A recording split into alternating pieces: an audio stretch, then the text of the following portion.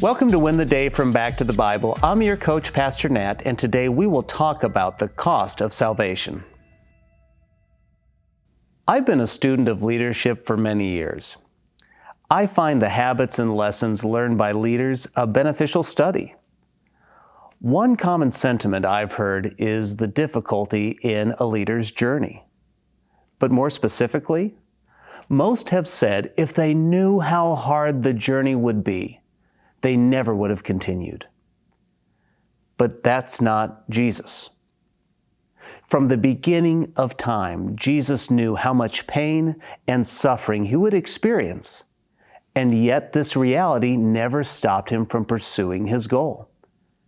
As some people say, the juice was worth the squeeze. Well, let's continue walking with Jesus as we watch him respond to a very troubling and painful experience on the journey to the cross. John writes this in John chapter 18, beginning in verse 1. When Jesus had spoken these words, he went out with his disciples across the brook Kidron, where there was a garden, which he and his disciples entered. Now Judas, who betrayed him, also knew the place, for Jesus often met there with his disciples. So Judas, having procured a band of soldiers and some officers from the chief priests and Pharisees, went there with lanterns and torches and weapons. Then Jesus, knowing all that would happen to him, came forward and said to them, "Whom do you seek?" They answered him, "Jesus of Nazareth." Jesus said to them, "I am he." Judas, who betrayed him, was standing with them. When Jesus said to them, "I am he," they drew back and fell to the ground. So he asked them again, "Whom do you seek?"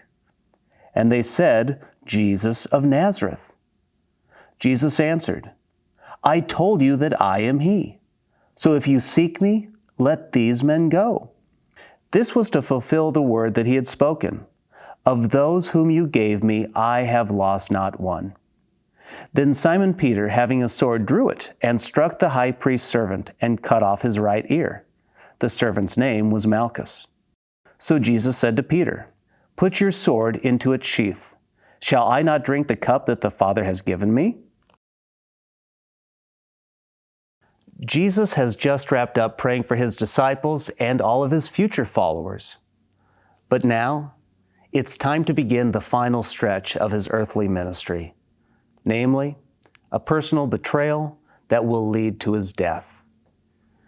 Judas fulfilled the prophecy that he would betray the Messiah for 30 pieces of silver. Judas brings the soldiers to Jesus. And as this unfolds, don't miss John's words in verse 4. It says, "Then Jesus, knowing all that would happen to him, came forward and said to them, 'Whom do you seek?'" Jesus knew the end from the beginning. He knew exactly what would transpire to save people from their sins. But that sacrifice would come at a high price. Part of that price would be the betrayal by his disciple Judas. This betrayal would lead to horrific humiliation, torture, and death. But Jesus knew the cost was worth the reward. Then in verses 8 through 9, Jesus says something I don't want us to miss. Jesus answered, "I told you that I am he. So if you seek me, let these men go." This was to fulfill the word that he had spoken. "Of those whom you gave me, I have lost not one." Jesus said in John chapter 6, "All that the Father gives me will come to me, and the one who comes to me I will certainly not cast out. Everyone who beholds the Son and believes in him will have eternal life." Jesus protected the disciples that day from arrest and the preceding experience Jesus would suffer. Though their faith would be shaken by what would take place, their faith was maintained through Jesus' power. Today, the same power secures your salvation.